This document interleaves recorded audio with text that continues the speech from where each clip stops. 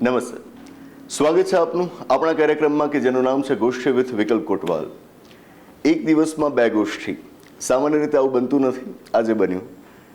અગાઉ આજના દિવસમાં એક ગોષ્ઠી આપણે કરી હતી ઇલેક્શન કમિશનર્સની અપોઇન્ટમેન્ટ્સ વિશે, અને એ ગોષ્ઠીમાં મેં કહ્યું હતું કે આજના દિવસ પર સમાચાર એક પછી એક એટલા બધા મહત્વપૂર્ણ આવતા રહ્યા છે કે નક્કી કરવું મુશ્કેલ બની જાય કે શેના ઉપર વાત કરીએ અને શેને રહેવા દઈએ. વધુ સારું એ રહે પસંદગી કરવી પડે એના કરતાં બને એટલા વધુ મુદ્દાઓને આપણે ગોષ્ઠીમાં આવરી લઈએ. તો એટલે આજે આ બીજી એક ગોષ્ઠી કરી રહ્યા છીએ. મુદ્દો ઘણો જ અગત્યનો છે અને આવનારા સમયમાં ભારતની રાજનીતિ ઉપર એની બહુ ઊંડી અસર નીપજવાની છે. એના ઉપર આપણે ચર્ચા કરીએ જરૂરી છે. મુદ્દો છે વન નેશન વન ઇલેક્શન, એક રાષ્ટ્ર એક ચૂંટણી. એનું વધુ એક નામ છે સાયમલ્ટેનિયસ ઇલેક્શન્સ ઇન ઇન્ડિયા, ભારતમાં એક સાથે ચૂંટણીઓ. પહેલાં આપણે જણાવું કે આ મુદ્દે આપણે પહેલાં પણ ગોષ્ઠીઓ કરેલી છે, એક નહીં બે કરેલી છે, અને સાથે હિન્દી ઇંગ્લિશમાં પણ એના વિડીયોઝ આપણે કરેલા છે. ગોષ્ઠી નંબર 24 અને ગોષ્ઠી નંબર 28 એ આ જ વિષય પર છે. પહેલાં તો માફ કરજો, અગાઉની જે ગોષ્ઠી હતી એમાં મેં આ જ બે ગોષ્ઠી 24 અને 28ની વાત કરી હતી. ભૂલથી મારાથી એવું બોલાઈ ગયું હતું કે એ બે ગોષ્ઠીઓ એ ઇલેક્શન કમિશનર્સની અપોઇન્ટમેન્ટ્સ વિશે છે, એવું નથી. એના માટે અલગ ગોષ્ઠી છે. આ બે ગોષ્ઠી જેની હમણાં વાત કરી 24 અને 28 એ સાયમલ્ટેનિયસ ઇલેક્શન્સના જ મુદ્દે છે. તો આપને ઈચ્છા થાય તો પહેલાં એ જોશો. અંદાજે એકાદ કલાકની એમાં ચર્ચાઓ છે, જેમાંથી ઇનપુટ્સ તો આ ગોષ્ઠીમાં હું લઈ જ રહ્યો છું, પણ છતાં આપને વધારે ડિટેલમાં સમજવું હોય એ સ્પેસિફિક મુદ્દાને તો આપ એ ગોષ્ઠીઓ પણ જોઈ શકો છો. સાથે વધુ એક વાત જોડી દઉં કે આ મુદ્દો અત્યારે હવે ભારતમાં લાગુ થવા જઈ રહ્યો છે, વન નેશન વન ઇલેક્શન. આ મુદ્દો ચર્ચામાં તો ઘણા સમયથી હતો, પણ જે હદે અત્યારે ચર્ચામાં તમે જોશો અને છેલ્લા અમુક મહિનાઓમાં એના ઉપરની ચર્ચાઓ તમે જોશો, એટલી હદે એ 2 વર્ષ 3 વર્ષ પહેલાં ચર્ચામાં નહોતો. પણ એ સમજાવવું જોઈએ આપણને કે એની તીવ્રતા ક્યારે વધશે. જે તે વખતે આપણે એ સમજીને આપણું જે પુસ્તક છે ભારતનું બંધારણ એક રાષ્ટ્રની સંહિતા, એમાં સાયમલ્ટેનિયસ ઇલેક્શન્સ ઇન ઇન્ડિયા ઉપર આખું એક અલગ પ્રકરણ મૂકેલું હતું. હજુ આપને આ પુસ્તકની અંદર એ પ્રકરણ મળી આવશે. પુસ્તકોની યોગ્ય પસંદગી કરવા માટે આ જાણકારી આપવી જરૂરી બની જાય, ખાસ તો સિવિલ સર્વિસીસની એક્ઝામ્સની તૈયારી કરનારા મિત્રોને, કે આપના પુસ્તકની પસંદગીનો આધાર શું હોવો જોઈએ. એ હોવો જોઈએ કે એ તમને માર્ગદર્શન આપી શકે કે આવનારા સમયમાં કયા મુદ્દાઓ મહત્વપૂર્ણ બનવાના છે, તો એના વિશે તમે અત્યારથી અભ્યાસ રાખો. તો જે મિત્રો ભારતના બંધારણને અને એની સાથે સંકળાયેલી આવી બધી બાબતોને સારી રીતે સરળ ભાષામાં સમજવા માંગતા હોય, ખાસ વસાવી શકે આપણું આ પુસ્તક ભારતનું બંધારણ એક રાષ્ટ્રની સંહિતા. મેં જ લખેલું છે. આપણી વેબસાઇટ છે www.vikalpkotwal.org. એના ઉપરથી આપ આ પુસ્તકની ખરીદી કરી શકશો. સમજીએ મુદ્દો શું છે. વન નેશન વન ઇલેક્શન એટલે કે દેશમાં એક સાથે ચૂંટણીઓ કરાવડાવી. કઈ ચૂંટણીઓ? લોકસભા અને રાજ્યોની વિધાનસભાઓની ચૂંટણીઓ. હાલ સ્થિતિ એ છે કે આપણા દેશમાં લોકસભાની ચૂંટણી અલગ સમયે થાય છે, અલગ અલગ રાજ્યોની વિધાનસભાઓની ચૂંટણીઓ અલગ અલગ સમયે થાય છે. જેથી સ્થિતિ એ બને છે કે દર વર્ષે સરેરાશ આપણે 5 થી 6 ચૂંટણીઓ જોઈએ છીએ. ક્યારેક લોકસભાની, તો લોકસભાની સાથે અમુક રાજ્યોની વિધાનસભાઓની પણ આ થતું રહે છે. આ ન થાય અને એની જગ્યાએ 5 વર્ષે એક જ વખતે એક સાથે લોકસભા અને વિધાનસભાઓની ચૂંટણીઓ બને કે તબક્કાવાર કરીએ, પણ એક સાથે કરીએ, એ વિચારને કહેવાય વન નેશન વન ઇલેક્શન. જો કે આ ખ્યાલને હજુ વિસ્તારવામાં આવ્યો છે. સાથે કહેવાય છે કે તમારે આની સાથે ગામડાઓની પંચાયતો અને સાથે શહેરોની નગરપાલિકાઓની ચૂંટણીઓને પણ જોડી દેવાની. મતલબ કે લોકસભા, રાજ્યોની વિધાનસભાઓ, ગ્રામ્ય સ્તર પર પંચાયતો અને શહેરી સ્તર પર નગરપાલિકાઓ, આ બધાની ચૂંટણી તમે એક સાથે કરાવડાવો, એ વિચારને કહેવાય વન નેશન વન ઇલેક્શન. હાલની જે રૂલિંગ પાર્ટી છે સેન્ટરમાં, ભારતીય જનતા પાર્ટી અને એમનું ગઠબંધન NDA, એ છેલ્લા ઘણા સમયથી આ અંગે વિમર્શ કરાવડાવી રહી છે, એની ચર્ચાઓને વેગ આપી રહી છે, પુશ કરી રહી છે કે આ ખ્યાલ હવે ચરિતાર્થ થાય અને એ પ્રકારની વ્યવસ્થા ભારતની અંદર આવે. આજકાલથી એમની આ કોશિશ છે એવું નથી. ભારતીય જનતા પાર્ટીનું ગઠન થયું, એણે સૌથી પહેલી વખત લોકસભામાં ભારત આખાના રાષ્ટ્રીય સ્તર પરથી ચૂંટણીઓ લડી, ત્યારથી એ લોકો આ વન નેશન વન ઇલેક્શન માટેની માંગ કરી રહ્યા છે. સાથે એ પણ જોડી દઉં, આ મુદ્દો બિલકુલ નવો તો નથી જ. આપણા દેશમાં પહેલેથી ચૂંટણીઓ બધી એક સાથે જ થતી. જો આપ ઇતિહાસ ચકાસશો તો 1950ના વર્ષમાં આપણું બંધારણ લાગુ થયા બાદ જે આપણે ચૂંટણીઓ શરૂ કરી લોકસભા અને વિધાનસભાની, એ ચૂંટણીઓ આપણે સાથે જ કરાવતા. જુઓ આપ 1952ના ઇલેક્શન્સ તો એ એક સાથે જ હતા, પહેલી લોકસભા પહેલી વિધાનસભા માટેના ઇલેક્શન્સ. 1952 પછી 1957માં પણ ભેગા ઇલેક્શન્સ થયા, 1962માં પણ ભેગા ઇલેક્શન્સ થયા અને 1967માં પણ. પણ પછી 1967-68ના વર્ષથી બનવું એવું કે અમુક રાજ્યોની અંદર વિધાનસભાઓનું વિસર્જન થાય છે. વિસર્જન થાય એટલે પછી નવી વિધાનસભા બનાવવા માટે ઇલેક્શન્સ કરવા પડે અને ત્યાંથી ચક્ર તૂટતું જાય, બરાબર ને? અને લોકસભાના કિસ્સામાં પણ એવું થયું. 1967માં જે લોકસભા ચોથી લોકસભા બની એ રહેવી જોઈતી હતી 1972 સુધી, 5 વર્ષ. પણ 1971માં જ નવી લોકસભા માટેના ઇલેક્શન્સ થઈ જાય છે, કારણ કે એ ચોથી લોકસભાનું વહેલું વિસર્જન કરી દેવાયું હતું અને 1971માં 5મી લોકસભા માટેના ઇલેક્શન્સ થાય છે. આપ સમજી શકો છો કે જે એક ચક્ર ઊભું થયેલું હતું 5-5 વર્ષે લોકસભા અને વિધાનસભાની ચૂંટણીઓ એક સાથે કરાવડાવવાનું, એ ચક્ર અહીંયાથી તૂટે છે. પહેલાં રાજ્યોની વિધાનસભાનું વિસર્જન થવાના કારણે અને પછી ચોથી લોકસભાનું વિસર્જન થવાના કારણે. અને જે 5મી લોકસભા બની એમાં પણ આ સ્થિતિ થઈ. 5મી લોકસભા બની 1971માં, તે લંબાઈ છે કે 1977 સુધી, 5 વર્ષથી પણ વધારે સમય માટે લંબાઈ. રાષ્ટ્રીય કટોકટી આપણા દેશમાં ત્યારે લાગેલી હતી અને રાષ્ટ્રીય કટોકટી વખતે લોકસભાનો જે સામાન્ય કાર્યકાળ 5 વર્ષનો પૂર્ણ થઈ ગયેલો હોય એનું એક્સટેન્શન કરી શકાય એક વખતે 1 વર્ષ માટે. તો 5મી લોકસભાને પહેલાં 1 વર્ષનું એક્સટેન્શન આપવામાં આવ્યું, બીજી વખત પાછું 1 વર્ષનું એક્સટેન્શન આપવામાં આવ્યું. તો આમ કરતાં કરતાં એ છેક 1977 સુધી લંબાઈ. બીજી વખતનું જે 1 વર્ષનું એક્સટેન્શન હતું એ પૂરું થાય એની પહેલાં પાછું એનું વિસર્જન કરી દેવાયું અને 77માં પાછા ઇલેક્શન્સ થાય છે. આ બધું થતું રહ્યું, વિસર્જન થતા રહ્યા અને વિસર્જન પછી નવી સભા બનાવવા માટે ઇલેક્શન્સ થતા રહ્યા. એથી આખું માળખું ખોરવાઈ ગયું અને જે એક સરસ મજાનું ચક્ર 1952થી ઊભું થયેલું હતું એ અહીં આગળ તૂટી જાય છે. એ જે તૂટ્યું છે એને પાછું બેઠું કરવાનું છે અને હવે તો એનાથી આગળ વધીને પંચાયતો અને નગરપાલિકાઓની ચૂંટણીઓને પણ આની સાથે જોડવાની છે. આ વિચાર વન નેશન વન ઇલેક્શનનો વિચાર છે. મેં જેમ કહ્યું કે હાલની જે કેન્દ્રમાં રૂલિંગ પાર્ટી છે એનો પહેલેથી મત રહ્યો છે કે ચૂંટણીઓ એક સાથે જ થવી જોઈએ અને એ માટે અલગ અલગ પ્લેટફોર્મ્સ પર પોતાની વાત મૂકતી રહી છે. પણ આ દિશામાં એમણે એક નક્કર પગલું લીધું કે જ્યારે ભારતના પૂર્વ રાષ્ટ્રપતિ રામનાથ કોવિંદજીની અધ્યક્ષતા હેઠળ ગયા વર્ષે એક સમિતિનું ગઠન કરવામાં આવે છે, એક એક્સપર્ટ કમિટીનું ગઠન કરવામાં આવે છે અને એમને કહેવામાં આવે છે કે તમે ભારતની અંદર પાછી એક રાષ્ટ્ર એક ચૂંટણીના વિચારને લાગુ કરવાની બાબત વિશે અભ્યાસ કરો અને તમારો રિપોર્ટ આપો. રિપોર્ટ આજે આવ્યો. લોકસભાની ચૂંટણી આટલી નજીક છે અને ત્યારે આ રિપોર્ટ આવે એટલે બહુ મોટી વાત કહેવાય. આજે એ રિપોર્ટ રામનાથ કોવિંદજીની અધ્યક્ષતાવાળી કમિટીએ આપણા રાષ્ટ્રપતિને સુપ્રત કર્યો. અગાઉની ગોષ્ઠીમાં પણ મેં કહ્યું હતું, ગભરાઈ જવાય એવડો મોટો રિપોર્ટ છે. 18,000થી પણ વધારે પાના રિપોર્ટમાં છે. ઓબ્વિયસ છે, બહુ વાઇડ સ્પ્રેડ કન્સલ્ટેશન્સ થયેલા હોય તો એ બધા જ ઇનપુટ્સ તમે એની અંદર મૂકતા જાઓ તો રિપોર્ટ મોટો જ થાય. પણ 18,000થી પણ વધારે પાના, તો એ બધી વાતોને સમજવી એ અઘરી બની જાય. પણ હા, સાથે કહીશ કે જે લોકો આ મુદ્દાને બહુ લાંબા સમયથી ફોલો કરી રહ્યા હોય એમને એમાંની ઘણી બધી વિગતો ખબર હોય. જેમ કે આપણે પણ એના વિષય પર 2 ગોષ્ઠી પહેલાં કરેલી જ છે, તો એમાંની ઘણી બધી વાતો એવી છે કે જેના વિશે આપણે પહેલેથી માહિતી ધરાવીએ છીએ. અને અગાઉ જે ગોષ્ઠીઓ કરી છે એમાં કોન્સ્ટિટ્યુશનલ અને લીગલ આસ્પેક્ટ્સમાં એટલા બધા ચર્ચેલા છે કે કદાચ તમે ખુદ એ 18,000 પાનાનો રિપોર્ટ વાંચવા જશો તો તમને એ અઘરું નહીં લાગે, બરાબર, બધું બહુ નવું નહીં લાગે. એટલી બધી ચર્ચાઓ આપણે પહેલાં કરેલી છે કે આ ખ્યાલને જો તમારે લાગુ કરવો હોય તો બંધારણમાં કેવા કેવા સુધારા કરવા પડે, એવી ઘણી બધી વાતો આપણે ત્યાં આગળ કરેલી છે. હવે મુખ્ય મુદ્દો અત્યારે એ છે, રિપોર્ટ આવ્યો છે કે જે રિપોર્ટની અંદર એમણે ભલામણ કરી છે ભારતની અંદર આવી ચૂંટણીઓ થવી જોઈએ, એક સાથે ચૂંટણીઓ થવી જોઈએ અને કઈ રીતે કરી શકાય એ માટેના એમણે રસ્તા પણ સૂચવ્યા છે. આ બધા ઉપર અત્યારે આપણે ગોષ્ઠી કરવી છે. પહેલાં તો એ જાણવું છે કે બધી ચૂંટણીઓ એક સાથે કરાવી કેમ છે.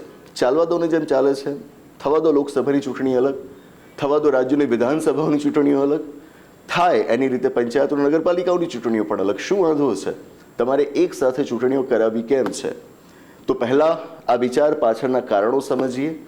એ સમજ્યા પછી આ વિચાર કેમ ખતરનાક સાબિત થઈ શકે, લોકતંત્ર માટે જોખમી સાબિત થઈ શકે, એના માટેના મુદ્દાઓ પણ આપણે ભેગા કરીએ. પછી જો આ વિચાર લાગુ કરવો હોય તો એ માટેના રસ્તા કયા કયા હોઈ શકે એની પણ આપણે ચર્ચા કરીએ. અને છેલ્લે રિપોર્ટમાં શું કહેવાયેલું છે એની પણ આપણે વાત કરીએ. મુખ્ય મુદ્દાઓ આપણે જોઈશું. ઘણા બધા મુદ્દાઓ છે કે જેમાંથી એક મુદ્દો જે એમના દ્વારા રજૂ કરવામાં આવ્યો છે એ છે મની. આપ જોશો કે conducting elections is a very expensive affair. એ ખૂબ ખર્ચાળ હોય છે. 2019ના વર્ષમાં જે લોકસભાની ચૂંટણી થઈ, અંદાજે કહેવાય છે કે એમાં 60,000 કરોડ રૂપિયાનો ખર્ચ થયો હતો. અને આ પણ એક અનઓફિશિયલ એસ્ટિમેટ છે. જો ઓફિશિયલ એસ્ટિમેટ પ્રમાણે આપણે ચાલીએ તો પણ આંકડાની અંદર તમને કોઈ એટલો મોટો તફાવત તો નહીં જોવા મળે. 60,000 કરોડ એ કેવડી મોટી રકમ કહેવાય, આપ વિચારી શકો. માત્ર લોકસભાના ઇલેક્શન્સની પાછળ આપણે આટલો ખર્ચ કરીએ છીએ. વિધાનસભાના ઇલેક્શન્સની પાછળ અલગ, પંચાયતો અને નગરપાલિકાઓના ઇલેક્શન્સની પાછળ ખલક. તો દરેક વખતે આ ચૂંટણીલક્ષી નવો ખર્ચ ઊભો થતો રહે એના કરતાં વધુ સારું એ નહીં કે એક સાથે બધી ચૂંટણીઓ કરાવડાવી નાખીએ કે જેથી એક જ ખર્ચામાં આ કામ પૂરું થઈ જાય. વારંવારના ખર્ચા આપણે વેઠવાના ન આવે. આ પહેલો તર્ક છે, આ પહેલી દલીલ છે. બીજી દલીલ છે સમય.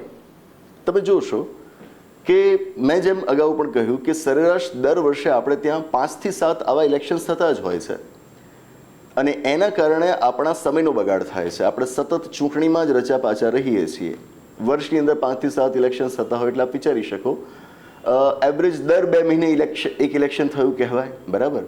તો આપણા દેશમાંથી ચૂંટણીનો માહોલ જાણે કે ક્યારેય જતો જ નથી. હજુ જુઓ ને, હમણાં જ તો રાજ્યની વિધાનસભાના ઇલેક્શન્સ આપણે ત્યાં પૂરા થયા. બહુ દૂરની વાત નથી ને. ડિસેમ્બર 2022માં જ તો આપણી નવી ગુજરાતની વિધાનસભા બની. એના માહોલમાંથી હજુ બહાર આવ્યા નહોતા અને ત્યાં આગળ લોકસભાની ચૂંટણી માટેની કામગીરી શરૂ થઈ ગઈ. સતત આપણે ચૂંટણીમાં જ રચા પાછા રહીએ છીએ. અન્ય બાબતો તરફ જે આપણે ધ્યાન આપવું જોઈએ નથી આપી શકતા. સમયનો બગાડ થાય છે. વધુ સારું એ રહે કે આ જે કંઈ પણ થવાનું હોય 5 વર્ષે એકવાર થઈ જાય, સમય બગડતો બચે. આ વધુ એક તર્ક, વધુ એક દલીલ છે. ત્રીજો મુદ્દો છે and that is the routine life gets disturb. અલગ અલગ સમય ચૂંટણીઓ થતી રહે એટલે આપણું જે રોજિંદુ જીવન છે એને એની ઘણી જ અસર પડતી હોય છે. ચૂંટણી ટાણે જે રેલીઓ થતી હોય છે, સભાઓ થતી હોય છે. થતું હશે આપને પણ કે ટ્રાફિકની સમસ્યાઓ સર્જાય. મારી સાથે પણ થાય છે. ગાંધીનગરથી અમદાવાદની ઓફિસ જવાનું હોય અને રસ્તામાં કોઈક રેલી કે સભા હોય એના કારણે પછી ટ્રાફિક એવો જામ થઈ જાય કે તમારે કાં તો રસ્તો બદલવો પડે અથવા તો ત્યાં જ ઊભા રહો તો ઓફિસમાં પહોંચવામાં તમારે મોડું થઈ જાય. તો આપણું જે રૂટીન છે એ સબસ્ટેન્શિયલી ડિસ્ટર્બ્ડ થઈ જાય છે આ વારંવારના ઇલેક્શન્સના કારણે. એક વખત જે ડિસ્ટર્બ થવું એ થઈ જાય 5 વર્ષે, બરાબર. દર વર્ષે દર 2 મહિને તો આ ડિસ્ટર્બ ન થાય, બરાબર. આ એક વિચાર છે. બીજું, તર્કની દ્રષ્ટિ જોવા જઈએ તો ચોથો મુદ્દો, 3 મુદ્દા ડિસ્કસ કરે, હવે ચોથો મુદ્દો.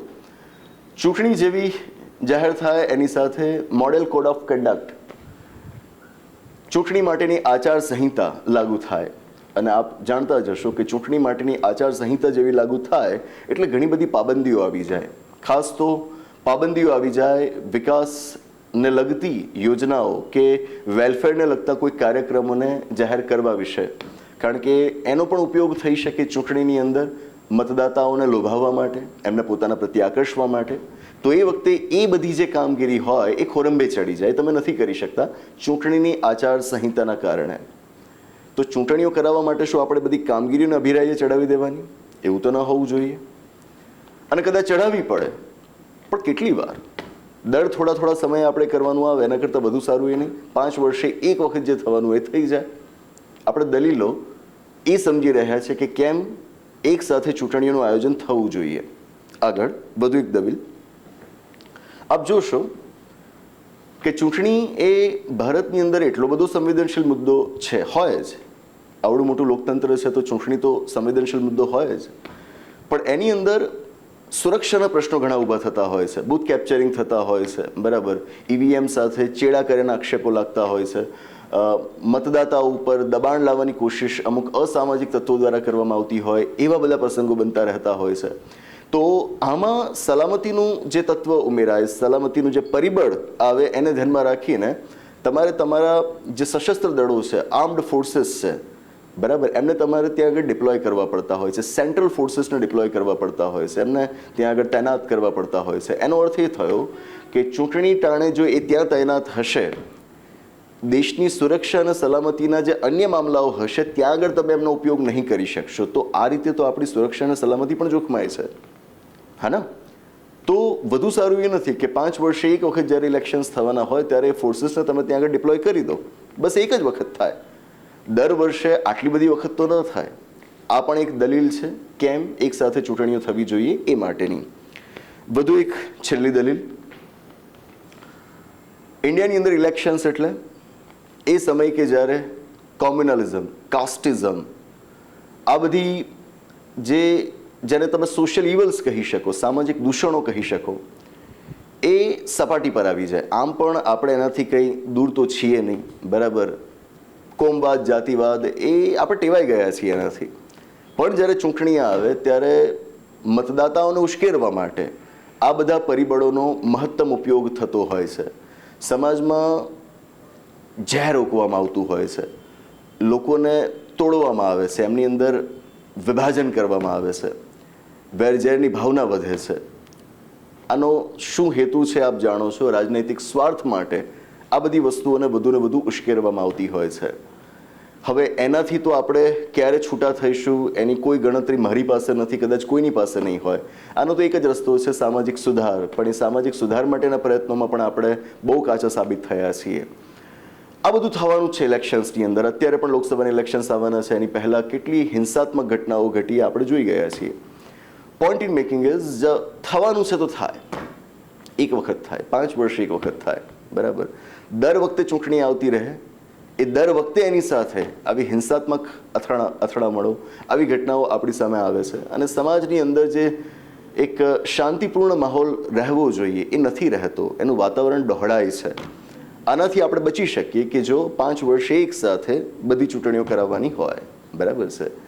એટલે તો આ બધા કારણો છે, આ 5-6 જેવી દલીલો છે જેના લીધે even election commission of India, even law commission, સંસદીય સમિતિ, રાષ્ટ્રપતિ ખુદ પ્રધાનમંત્રી વારંવાર જિકર કરતા રહ્યા છે કે ભારતની અંદર એક સાથે ચૂંટણીઓ થવી જોઈએ. That's it. ભારતમાં એક સાથે ચૂંટણીઓ કેમ થવી જોઈએ એ પક્ષ આપણે સાંભળ્યો. શું આ જ પક્ષ સાચો? એવું ન હોય.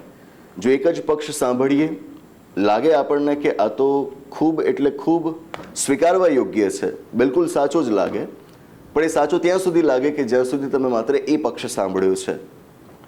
બીજો પક્ષ સાંભળો તો શક્ય છે કે કદાચ પહેલો પક્ષ હતો એ ખોટો લાગે, અથવા તો એ એટલો બધો સારો ના લાગે, બરાબર. તટસ્થતા જાળવવા માટે તમામ પક્ષોને સાંભળવા જરૂરી છે. તો એટલે હવે આપણે બીજો પક્ષ પણ જાણીએ કે કેમ એક સાથે ચૂંટણીઓ ન થવી જોઈએ. આની પણ ઘણી જ મજબૂત ધારદાર દલીલો છે, જાણીએ કેમ ન થવી જોઈએ. તો ભૂતકાળમાં જે કોઈ પણ સર્વેઝ થયેલા છે એ સર્વેઝ એવું સૂચવે છે કે જ્યારે પણ કેન્દ્રીય સ્તરની અને રાજ્ય સ્તરની ચૂંટણીઓ એક સાથે કરાવડાવવામાં આવે ત્યારે સામાન્ય રીતે મતદાતાઓનું વલણ એવું જોવા મળે છે કે તેઓ કોઈ એક જ પક્ષને મત આપતા હોય છે. આંકડાકીય માહિતી એ આપણને આપે છે કે 77% વોટર્સ, 77% મતદાતાઓના કિસ્સામાં આ વલણ જોવા મળે છે કે તેઓ કોઈ એક જ પોલિટિકલ પાર્ટીને વોટ આપતા હોય છે કે જ્યારે 2 ઇલેક્શન્સ ભેગા થતા હોય. આપણે ભારતની અંદર મલ્ટી પાર્ટી ડેમોક્રેસીનું મોડેલ સ્વીકારેલું છે. આપણે ત્યાં વાત એ ચીન જેવી નથી કે પક્ષ એક જ હોય, કે વાત અમેરિકા જેવી પણ નથી કે પોલિટિકલ પાર્ટીઝ 2 જ હોય. આપણે ત્યાં રાખવી હોય એટલી પોલિટિકલ પાર્ટીઝ રખાય. હવે જો આ સ્થિતિમાં મતદાતાઓનું સામાન્ય રીતે વલણ આવું જોવા મળે કે જ્યાં ઇલેક્શન્સ ભેગા થાય ત્યારે કોઈ એક પોલિટિકલ પાર્ટી પ્રત્યે જેમનો ઝુકાવ થઈ જતો હોય, તો એ આપણા મલ્ટી પાર્ટી ડેમોક્રેસીના મોડેલ માટે હાનિકારક માની શકાય, બરાબર. આ એક દલીલ થાય એક સાથે ચૂંટણી યોજવાના ખ્યાલના વિરુદ્ધમાં. વધુ એક દલીલ, ચૂંટણી થતી હોય તો એ મુદ્દા પર થવી જોઈએ, મુદ્દા યોગ્ય હોવા જોઈએ, બરાબર. મોંઘવારી એક મુદ્દો હોય, બેરોજગારી મુદ્દો હોય, આવા ઘણા બધા મુદ્દા હોય. વાત એ અલગ છે કે હવે આપણે એ સમયમાં છીએ કે જ્યાં આ બધા મુદ્દાઓ કરતાં અન્ય મુદ્દાઓ એ વધુ મહત્વ ધરાવતા થયા છે, કમનસીબે. માય પોઈન્ટ ઇઝ કે મુદ્દાઓ ઉપર ચૂંટણી લડાય પણ એ મુદ્દા કયા સ્તરના, રાજ્ય સ્તરના કે પછી રાષ્ટ્રીય સ્તરના, આ સમજવું જરૂરી છે. સામાન્ય રીતે એવું બને કે જ્યારે તમે એક સાથે ચૂંટણી કરાવડાવો ત્યારે રાષ્ટ્રીય સ્તરના જે મુદ્દાઓ છે એ રાજ્ય સ્તરના મુદ્દાઓ ઉપર હાવી થઈ જાય. મારે જ્યારે રાજ્ય સ્તરની મારી સરકાર ચૂંટવાની હોય તો મારો હેતુ શું હોય? એવી સરકાર હોય કે જે મારા રાજ્ય સ્તરના મુદ્દાઓ છે એનું મને સમાધાન આપે. રાષ્ટ્રીય સ્તરના મુદ્દાઓનું સમાધાન આપવા માટે મારી પાસે કેન્દ્રની સરકાર છે. પણ જ્યારે ઇલેક્શન્સ ભેગા થાય છે ત્યારે તમે પ્રાધાન્ય આપો છો રાષ્ટ્રીય સ્તરના મુદ્દાઓને રિજનલ ઇશ્યુઝ કરતાં. ચૂંટણી એ મુદ્દા ઉપર લડાશે પણ લોકો તો વોટ, મેં જેમ કહ્યું કે વલણ એવું એમનું જ હોય છે કે એક જ પાર્ટીને આપશે. એ નહીં જોવે કે રાજ્ય સ્તરના મુદ્દાઓના સમાધાન માટે એના માટે વધુ સારું કામ કયો પક્ષ કરી શકશે. રાષ્ટ્રીય સ્તરના મુદ્દાઓ એ પ્રાદેશિક મુદ્દાઓ ઉપર હાવી થઈ જતા હોય છે અને એટલે જ પ્રાદેશિક પ્રતિનિધિત્વ થકી આપણે આપણી સમસ્યાઓનું જે સમાધાન મેળવવાનું હોય એ નથી થઈ શકતું. આ એક ગંભીર પ્રશ્ન છે કે જે એક સાથે ચૂંટણી યોજાવાથી આપણી સમક્ષ ઊભો થઈ શકે છે. વધુ એક મુદ્દો, અલગ અલગ સમયે ચૂંટણીઓ થાય સારું છે, એક સાથે ન થવી જોઈએ, અલગ અલગ સમયે જ થવી જોઈએ. કેમ? જેટલી વખત ચૂંટણી થશે એટલી વખત આ રાજનેતાઓએ મત માંગવા માટે આવવું પડશે આપણી પાસે. હા ને? મત મેળવવા માટે એમણે આપણને રીઝવવા પડશે, આપણને ખુશ કરવા પડશે, જેના માટે એમણે બતાવવું પડશે કે એમણે કામ શું કર્યું છે, અગાઉ શું કામ કર્યું હતું, હવે શું કામ કરવાના છે. એમણે આપણને જવાબ આપવો પડશે. આપણે પ્રશ્ન કરીશું કે તમે અગાઉ જ્યારે આ બેઠક પરથી ચૂંટાઈને ગયા ત્યારે શું કામ કર્યું હતું, એનો જવાબ આપો. તો એના આધારે હવે નક્કી કરીએ કે આવનારા ઇલેક્શનમાં અમે તમને વોટ આપીએ કે નહીં. જવાબદેહિતા વધે. દર થોડા થોડા સમયે એ પોલિટિકલ પાર્ટીએ, એના રેપ્રેઝેન્ટેટિવે મતદાતાઓ સમક્ષ જઈને જવાબ આપવા પડે કે જેનાથી પ્રજા પ્રત્યેની એમની જવાબદેહિતા વધે. પહેલાંમાં તો થાય શું, 5 વર્ષે એક વખત ઇલેક્શન, બસ એનો અર્થ એ થશે કે 5 વર્ષે એ જવાબ પણ એક જ વખત આપશે. આપ્યો, 5 વર્ષ પછી પાછો આપશે, બસ, વચ્ચે કાંઈ નહીં.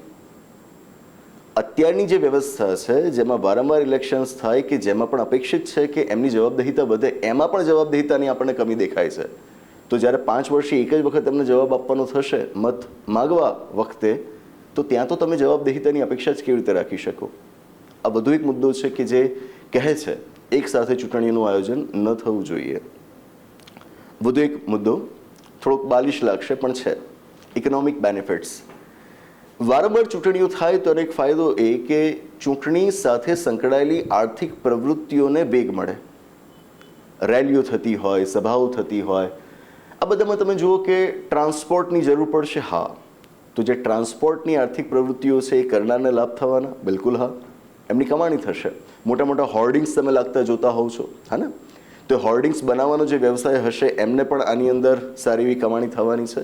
અને આ તો 2-3ની મેં વાત કરી. એડવર્ટિઝમેન્ટ એ બીજું કેટલું હોય છે. અત્યારે તો આખી PR એજન્સીઝને હાયર કરીને પક્ષો દ્વારા ચૂંટણી પ્રચાર કરાવવામાં આવતો હોય છે.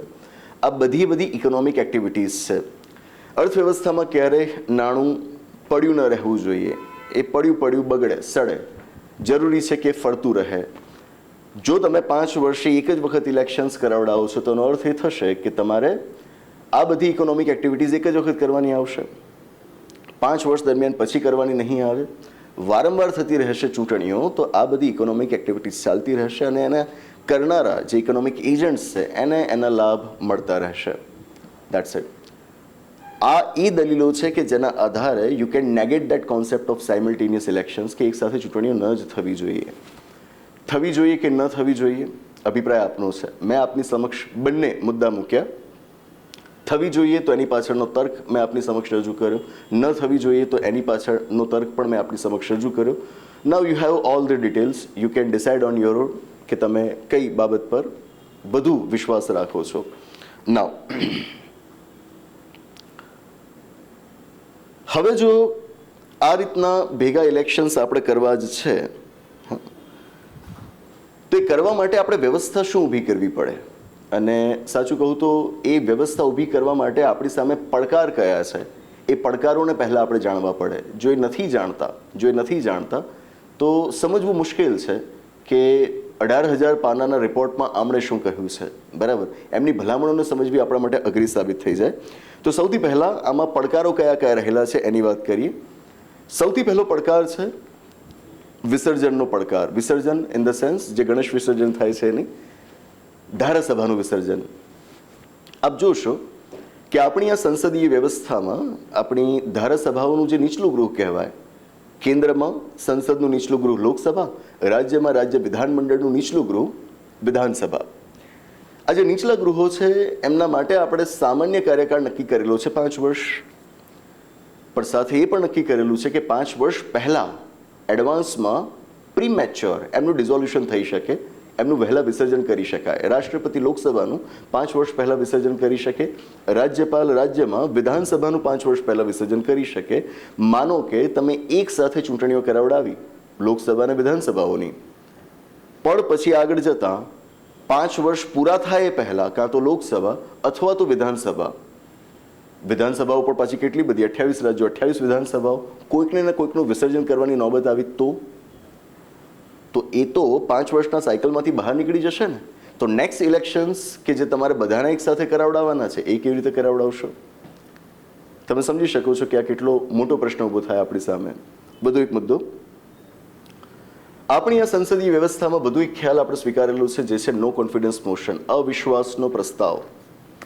અવિશ્વાસનો પ્રસ્તાવ નીચલા ગૃહમાં લાવીને તમે જે તે વખતની સરકારને બરખાસ્ત કરાવડાવી શકો. લોકસભામાં આવો પ્રસ્તાવ લાવીને તમે કેન્દ્ર સરકારને પાડી શકો. રાજ્યની વિધાનસભામાં આવો પ્રસ્તાવ લાવીને રાજ્યની સરકારને તમે તોડી શકો છો.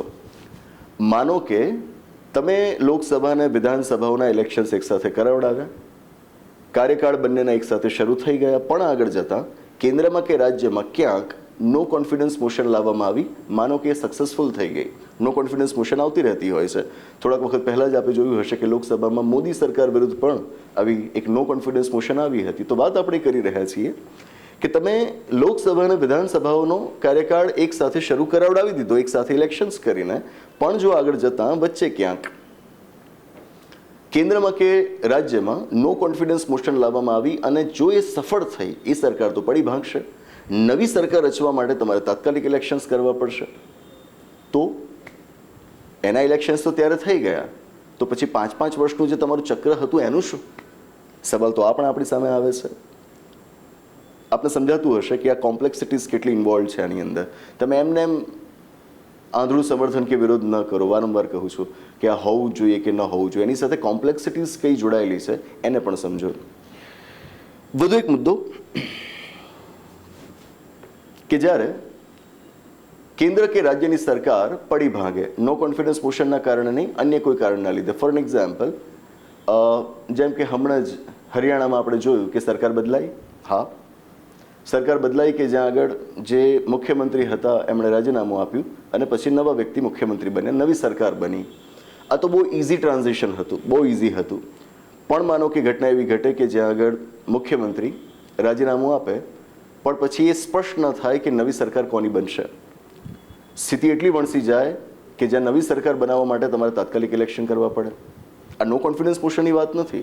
હું એમ કહી રહ્યો છું કે મુખ્યમંત્રી ખુદ એ પોતાની સરકાર છોડી દે. શક્યતા તો એ પણ છે કે chief minister dies in his office, મુખ્યમંત્રી હોદ્દા ઉપર હોય ત્યારે જ મૃત્યુ પામે. આપણે સામૂહિક જવાબદારીના સિદ્ધાંતમાં માનીએ છીએ, આપણા બંધારણમય સિદ્ધાંત સ્પષ્ટપણે આપણને આપવામાં આવેલો છે. આ સિદ્ધાંત પ્રમાણે જો મુખ્યમંત્રી જાય તો એની સાથે એમની આખી સરકાર જાય. હવે આ સરકાર ગયા બાદ જો એમનો જે પક્ષ હતો એની પાસે હજુ એટલી બહુમતી છે વિધાનસભામાં તો એમની નવી સરકાર બની જશે. પણ ધારો કે એ ન થયું તો પછી નવી સરકાર બનાવવા માટે શક્ય છે કે તમારે ઇલેક્શન્સ કરવા પડે. તો જો ત્યારે ઇલેક્શન તમે કરી નાખશો તો પેલું 5-5 વર્ષનું જે સાયકલ તમે ઊભું કર્યું હતું એ કેવી રીતે આગળ વધશે? એ તો અટકી જશે ને. That's it. આ બધી જટિલતાઓ રહેલી છે. આ બધા પ્રશ્નો છે કે જેના પહેલાં આપણે સમાધાન મેળવવા પડે, જે મેળવ્યા પછી તમે આ કરી શકો. તો આના સમાધાન શું હોઈ શકે? પહેલાં હું આપને કહું, પહેલાં કહેવાવાળી વાત કહેલી છે, અત્યારે ફરીવાર એ પહેલાંવાળી વાત કહી રહ્યો છું કે ગોષ્ઠી નંબર 24, ગોષ્ઠી નંબર 28 બંનેમાં મેં આ જ મુદ્દાઓને અલગ અલગ સમજાવેલા છે. પહેલી ગોષ્ઠી 24 નંબરની કે જેમાં સાયમલ્ટેનિયસ ઇલેક્શન્સનો ખ્યાલ શું છે, એ કેમ હોવું જોઈએ, કેમ ન હોવું જોઈએ એની વાત કરેલી છે. અને જે ગોષ્ઠી નંબર 28 છે એની અંદર જો આપણે આ ખ્યાલને લાગુ કરવો જ છે તો એના માટે વ્યવસ્થા કેવી રીતે થઈ શકે એની માંડીને વાતો કરેલી છે, કે જેવી જ વાતો તમને અત્યારે રિપોર્ટમાં જોવા મળશે. બરાબર છે. તો આ વ્યવસ્થા વિકસાવાય કેવી રીતે, રસ્તા સમજીએ. પહેલો રસ્તો, જો અત્યારે તમારે ઇલેક્શન્સ એક સાથે કરાવડાવવા જ છે તો તમારે અમુક રાજ્યોની વિધાનસભાઓનું વિસર્જન કરી દેવું પડશે. માનો કે આ જ વખતે તમારે લોકસભાની સાથે રાજ્યોની વિધાનસભાઓના પણ ઇલેક્શન્સ કરાવડાવવા જ છે તો તમારે અમુક રાજ્યોની વિધાનસભાઓને વિસર્જિત કરી દેવી પડશે. ગુજરાતની વિધાનસભા ક્યારે શરૂ થઈ? ડિસેમ્બર 2022માં. હવે ડિસેમ્બર 2022થી એનો કાર્યકાળ ક્યાં સુધી રહેશે? ડિસેમ્બર 2027 સુધી. તો એના નેક્સ્ટ ઇલેક્શન્સ તો ત્યારે આવવાના છે. તમારે જો અત્યારે લોકસભા સાથેનું ઇલેક્શન કરાવડાવવું હોય તો તમારે અત્યારે ગુજરાત રાજ્યની વિધાનસભાનું વિસર્જન કરી દેવું પડે. આ એક રસ્તો છે. ઓકે. વિસર્જન કરવા માટેની સત્તા હોય રાજ્યના રાજ્યપાલ પાસે, તો તમારે કેન્દ્ર સરકાર તરીકે તમારે સ્ટેટના ગવર્નરને પરસ્યુએડ કરવા પડે, એમને સમજાવવા પડે કે આ હેતુ આવો છે, એ માટે તમે એનું વિસર્જન કરી દો. જો કે આ કામ રાજ્યપાલે પોતાની રીતે નથી કરવાનું હતું, મુખ્યમંત્રીની સલાહથી એમણે આ કામ કરવાનું હોય છે. તો એ રીતે જોતા રસ્તો પ્રમાણમાં સરળ છે કે મુખ્યમંત્રીને તમે પરસ્યુએડ કરી દો, એ ભલામણ કરે રાજ્યપાલને કે ભલે 5 વર્ષ પૂરા ન થયા હોય, આપણી વિધાનસભાનું વિસર્જન કરી દઈએ, પછી નવી વિધાનસભા બનાવવા માટેની ચૂંટણી તમે લોકસભાની ચૂંટણી સાથે કરાવડાવી દો. આ એક વાત થઈ. બીજો મુદ્દો, ધારો કે રાજ્ય આવું કરવા તૈયાર નથી, એટલે કે વિધાનસભાનું વહેલું વિસર્જન કરવા તૈયાર નથી. રસ્તો તમારી પાસે બીજો એ બને, તમે રાજ્યના રાષ્ટ્રપતિ શાસન હેઠળ મૂકી દો. ભારતના બંધારણનો અનુચ્છેદ 356, ગઈ ગોષ્ઠીમાં પણ એના વિશે થોડીક વાત મેં કરેલી હતી. 356માં અનુચ્છેદનો ઉપયોગ કરીને રાષ્ટ્રપતિ કોઈ રાજ્યની અંદર કટોકટી લાદી શકે, અને એક વખત ત્યાં આગળ કટોકટી લાદવામાં આવી એટલે એ રાજ્યનું સંપૂર્ણ શાસન રાષ્ટ્રપતિ પોતાના હાથમાં લઈ લે, અને જે હેતુ એ રાજ્યની જે વિધાનસભા છે એનું વિસર્જન કરી શકે. આવો પણ રસ્તો તમે અખત્યાર કરી શકો. પણ આ સમજી શકો છો કે that would be too stringent a measure. બરાબર, બહુ એટલે બહુ કડક અને એક રીતે તો અનકોન્સ્ટિટ્યુશનલ ગણાશે કે જો તમે આવો રસ્તો અખત્યાર કરો. મતલબ કોન્સ્ટિટ્યુશન ફેલ ગયું હોય રાજ્યમાં, બંધારણ પ્રમાણે રાજ્યનું તંત્ર ન કામ કરી રહ્યું હોય, ત્યારે તમારે રાષ્ટ્રપતિ શાસન લાદવાનું હોય. અહીં આગળ તો એવું કોઈ કારણ છે નહીં. ઉલટાનું રાજ્યનું તંત્ર તો બંધારણ પ્રમાણે ચાલી રહ્યું છે, તોય તમે ત્યાં આગળ તમારા હેતુને સિદ્ધ કરવા માટે રાષ્ટ્રપતિ શાસન લાદો છો, તો એ બંધ ન બેસે. આ રસ્તો છે.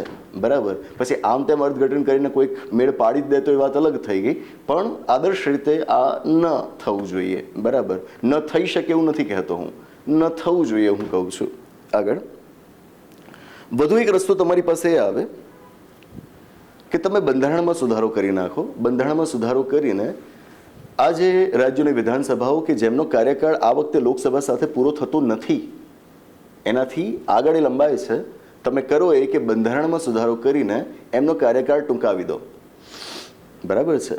5 વર્ષનો કાર્યકાળ વિધાનસભા માટે નક્કી કરાયેલો છે, તો જે રાજ્યોની વિધાનસભાનો કાર્યકાળ લોકસભા સાથે પૂરો થતો નથી એ રાજ્યો માટે બંધારણમાં સુધારો કરીને એમનો કાર્યકાળ લોકસભા સાથે પૂરો થાય એવી કોઈક તારીખ ત્યાં આગળ સેટ કરી દો, એવો કોઈક પિરિયડ તમે ત્યાં આગળ સેટ કરી દો. બરાબર છે.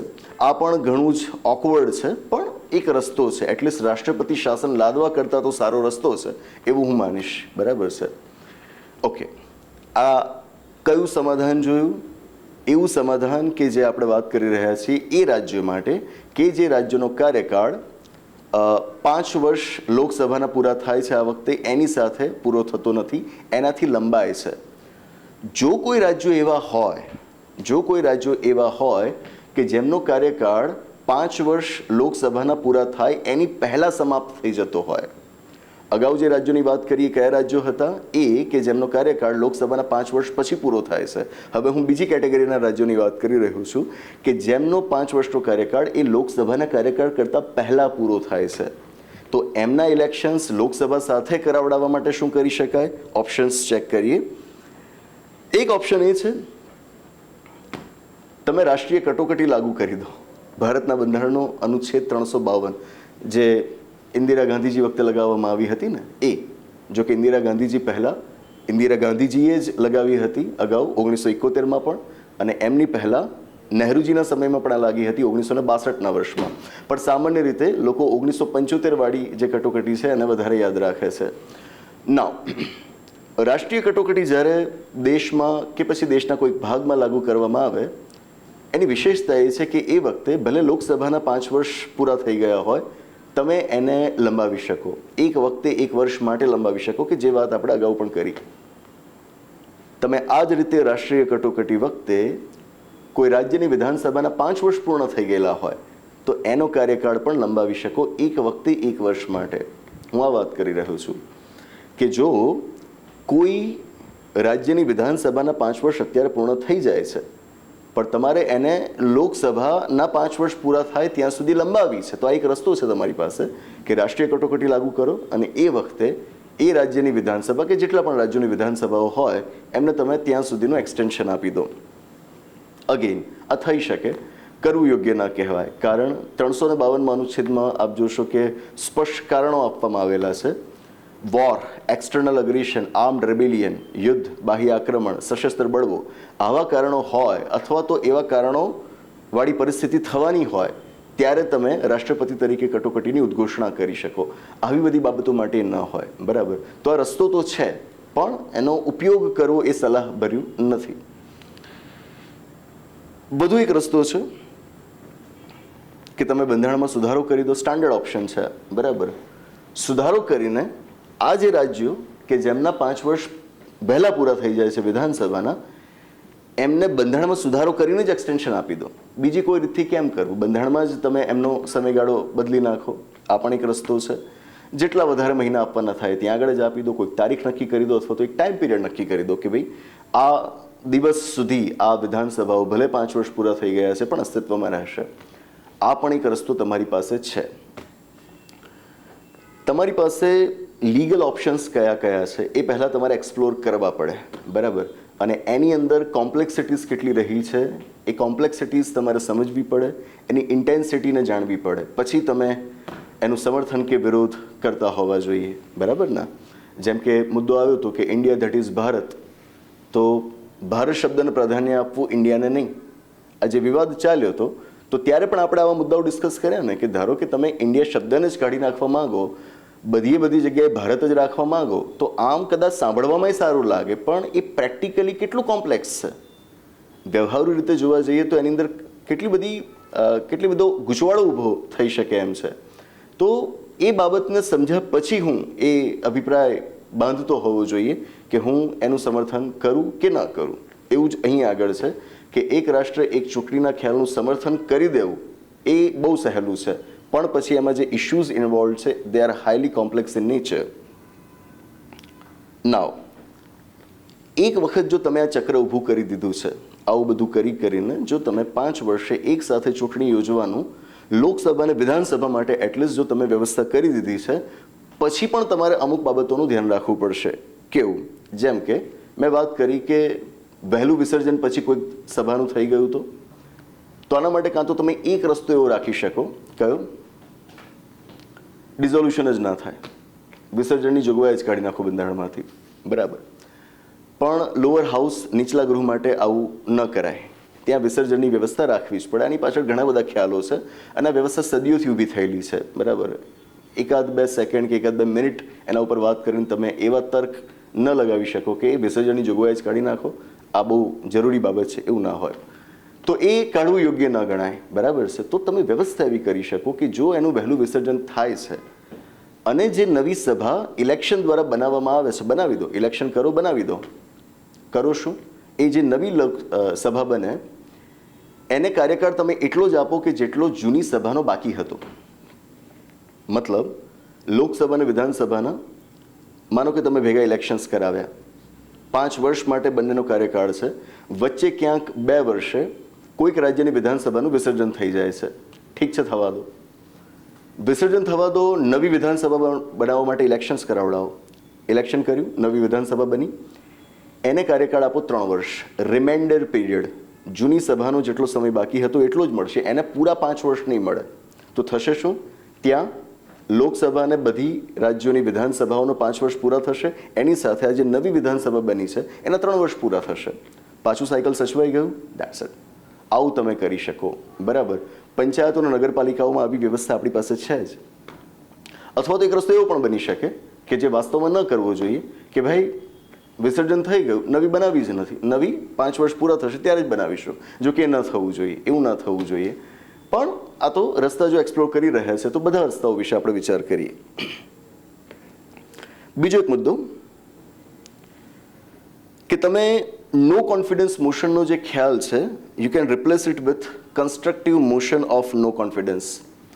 આના વિશે પણ આપણે આ પુસ્તકમાં વાત કરેલી છે અને બહુ ગૌરવ સાથે કહીશ કે ગુજરાતનું એકમાત્ર પુસ્તક કે જેની અંદર આપણે આવા મુદ્દાઓને ઘણા વર્ષોથી સમાવેલા છે. Constructive motion of no confidence મૂળ રીતે જર્મનીનો ખ્યાલ છે કે જ્યાં તમે અવિશ્વાસનો પ્રસ્તાવ જે તે વખતની સરકાર વિરુદ્ધ લાવી શકો, લાવો, સરકારને પાડો, ઠીક છે, પણ તમે પાડી તો જ શકો કે જો તમારી પાસે એનો વિકલ્પ તૈયાર હોય.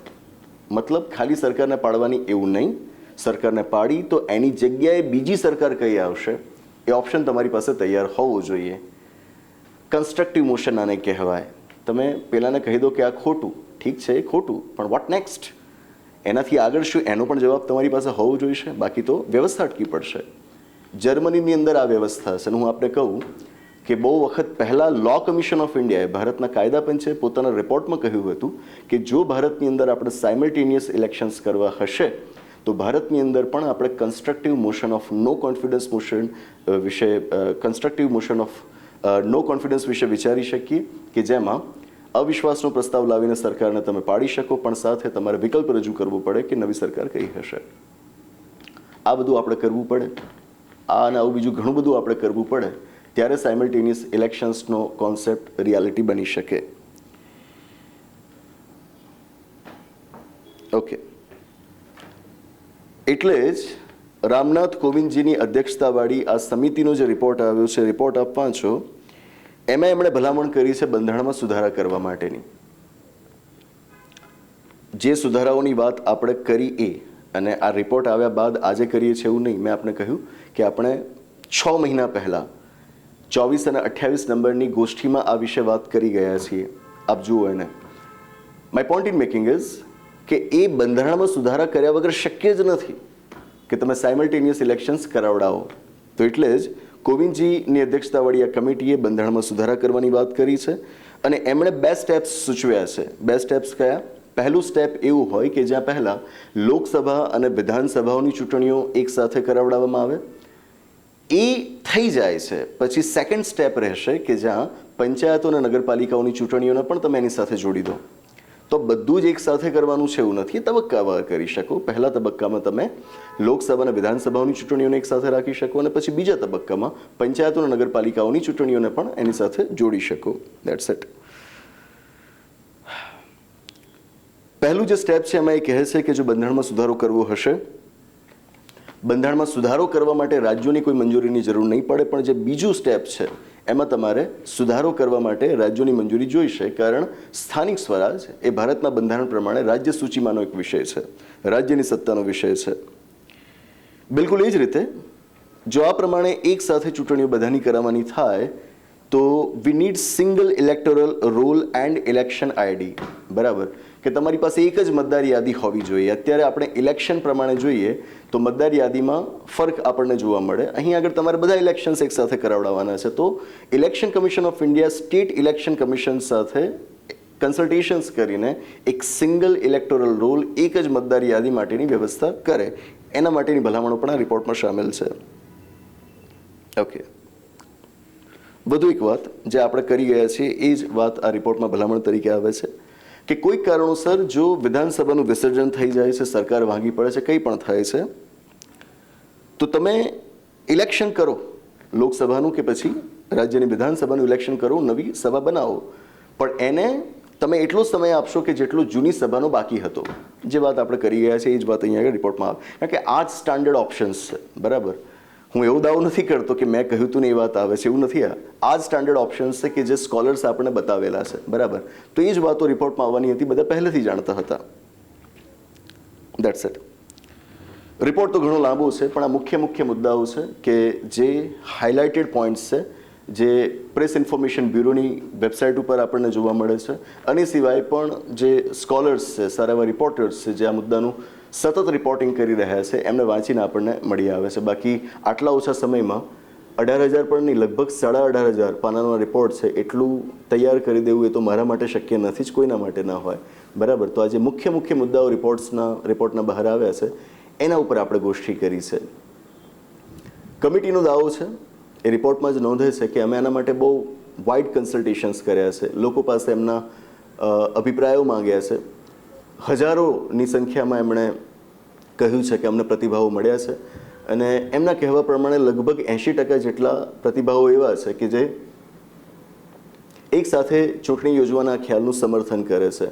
એ ઉપરાંત એ કહે છે કે અમે કેટલાય રિટાયર્ડ ચીફ જસ્ટિસીસ, ન્યાયાધીશો, બીજા લો કમિશન અને એવા ઘણા બધા જે લોના સ્કોલર્સ કહેવાય, કોન્સ્ટિટ્યુશનના જાણકારો કહેવાય, એ બધાના પણ અભિપ્રાયો માંગ્યા છે. ઉપરાંતને અમે ઇકોનોમિક પર્સપેક્ટિવ પણ આમાં જોડાયેલો છે, એટલા માટે અમુક સંગઠનો જેવા કે CII, ફિક્કી, એસોચેમ, આ બધા સાથે પણ ચર્ચાઓ કરી છે.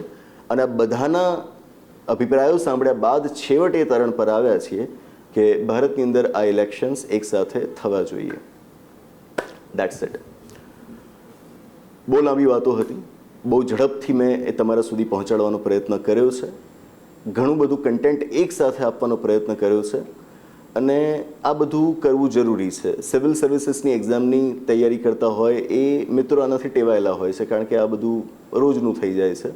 પણ હું કહીશ કે સામાન્ય વ્યક્તિ એણે પણ આ મુદ્દાઓ વિશે અભ્યાસ કરવો રહ્યો, કારણ કે આની બહુ ઊંડી અસરો આવનારા સમયમાં આપણી રાજનીતિ ઉપર દેખાવાની છે. બંધારણમાં ધરખમ ફેરફારો થશે જો આ રિપોર્ટ પ્રમાણે કામ થયું તો. I have no idea as to what is going to happen next for this Lok Sabha elections. આ વખતના લોકસભાના ઇલેક્શન્સમાં આ મુદ્દે શું થશે, આના માટે કંઈ થશે કે નહીં, આ વખતે જ બધી ચૂંટણીઓ એકસાથે કરવાની શરૂઆત થઈ જશે કે નહીં. I have no clue regarding that. એટલી બધી સમજ મારી પાસે નથી. આ જેટલું સમજાય છે, બંધારણની વાત જેટલી સમજાય છે એટલી વાત મેં આપના સુધી પહોંચાડી. અને હંમેશાથી મારો પક્ષ એ રહ્યો છે કે રાજનીતિની બીજી કોઈ પણ વાત કરતાં પહેલાં બંધારણની વાત કરવી, તથ્યોની વાત કરવી, હકીકતોની વાત કરવી. ફેક્ટ્સ જ્યાં સુધી નથી તમારી પાસે ત્યાં સુધી કોઈ જ મુદ્દે ન બોલવું એ જ સારું. બીજાને ખોટી માહિતી આપવા કરતાં ન બોલવું સારું. That's it. તો બસ એક સાથે ચૂંટણી યોજવાના ખ્યાલ વિશે આપણે આજે ગોષ્ઠી કરી. જૂની ગોષ્ઠીઓ વિશે મેં વાત કરી છે, એ પણ આપ જોશો, પછી આ પણ જોશો, માણજો, અન્ય સુધી પહોંચાડજો. વાત અહીંયા અટકાવીએ છીએ. આવનારા એપિસોડમાં આવા જ કોઈક મહત્વપૂર્ણ મુદ્દાની ગોષ્ઠી સાથે પાછા મળીશું. આભાર. નમસ્તે.